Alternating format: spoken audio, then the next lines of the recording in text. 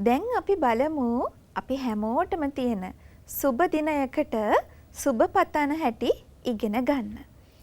අපි හැමෝටම උපන් දිනයක් තියෙනවනේ. ආදරණීය දුවල පුතාලටත් උපන් දිනයක් තියෙනවා.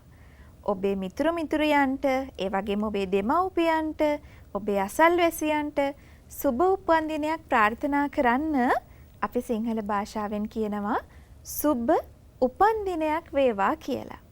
අපි දැන් බලමු දෙමළ භාෂාවෙන් කොහොමද අපි උපන් දිනේට සුබ පතන්නේ කියලා.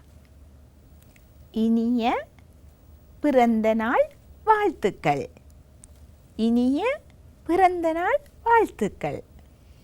හරි. ඔන්න දැන් දුවල පුතාලා අඳුරගත්තා දෙමළ භාෂාවෙන් උපන් දිනයකට සුබ පතන ආකාරය. අපි ගුරුතුමියගෙන් නැවත වරක් අහලා බලමු කොහොමද අපි ඒක උච්චාරණය කරන්න කියලා. இனிய பிறந்த நாள் வாழ்த்துக்கள்.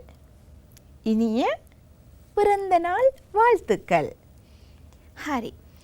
කෙනෙක් අපිට සුබ පැතුමක් එක් කරාට පස්සේ අපි අනිවාර්යෙන්ම ඒ කෙනාට අපේ ස්තුතිය දෙන්න ඕනි. ඒ නිසා අපිට පුළුවන් පුතේ අපිට සුබ උපන් දිනයක් වේවා කිව්වට පස්සේ ස්තුතියි කියලා කියන්න. අපි දැන් බලමු අපි කෙනෙක්ට ස්තුති කරන්නේ කොහොමද කියලා දෙමළ භාෂාවෙන්. நன்றி. நன்றி. හරි. දැන් අපේ දුවල පුතාලට අපි නැවත වරක් බලමු ස්තුතියි කියන වචනය කොහොමද දෙමළ භාෂාවෙන් උච්චාරණය කරන්න කියලා. நன்றி. நன்றி.